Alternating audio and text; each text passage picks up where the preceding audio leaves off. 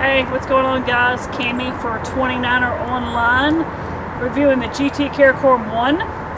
Price point of around right under $1,000. First off, I want to say it's probably catered to a recreational weekend warrior rider. It's going to be a great bike in those regards. It's going to fit that profile very nicely. Somebody that's never ridden a 29er wants to get into riding a 29er and wants to get a nice bike for a very reasonable price. I can't put the bike down in that regards in any way. It's not going to be a bike for somebody who's a seasoned mountain biker who's been riding for a while. A couple of things that I found personally that I didn't like. I didn't like the geometry of the bike. I felt like, especially in the downhills, it put me in a little more forward position than I was used to do, and I had to overcorrect a lot on some downhills, almost to the point where I almost went head over heels across the handlebars. But again, you know, most recreational weekend warriors are not going to be doing some of the trails that I rode. So that being said, we'll get back to the original thought that it's going to be catered to a recreational weekend warrior. I thought that the bike climbed well. I thought that it put you in a very comfortable position. It wasn't a very aggressive position, hence fitting that profile. It cornered quite nicely. It was easy enough to maneuver, putting you in that upright position. It does come with a shorter stem and probably a little more of a shorter top tube, I would guess. So again, that puts you in that comfortable position. Cornered well, climbed fairly well. It descended, you know, most recreational trail hills well. You get into more aggressive trail gardens, right gardens. You had to pay attention a little bit more. So what about it made it a good climber for you?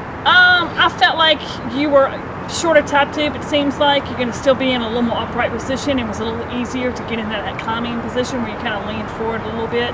It's not going to automatically slide you back. You're not going to be too far back. You're going to automatically be almost in a forward climbing position where it's a little easier to shift your weight forward, thus propel the bike up the hill a little quicker, a little more efficiently. Okay, so you say body positioning. Yes, with the geometry of the bike. All right, so let's talk about descending. That same body positioning descending. Now, you know, typically when you're thinking short and upright, you're thinking it'd be a confident descender, but that was not how you felt with this bike. I did not. I felt like a lot of times on the, you know, technical descents, or even I raced a couple of weeks ago at a trail called Warrior Creek. Very smooth, very berm-like. Lots of berms and a lot of fun downhills. I felt like I really was not paying attention and did not really force my weight back on the bike. And even then, sometimes the back wheel would pop up and almost propel me forward. So I really had to slide back even more aggressively on some very, what I would call easier hills, less steep hills than I normally would. If not, I felt propelled forward. I felt like I was just, you know, my top part of my body was sliding forward over the handlebars a little bit. Okay. So that was, you know, not a huge strength in my opinion. But, you know, I was putting it to the test. You know, I was taking it to a race and taking it down some more technical hills around here as well. That being said, it's catered to a recreational rider. It's going to fit that profile nicely. You're going to be hard pressed to find a better bike for the bargain price of under $1,000.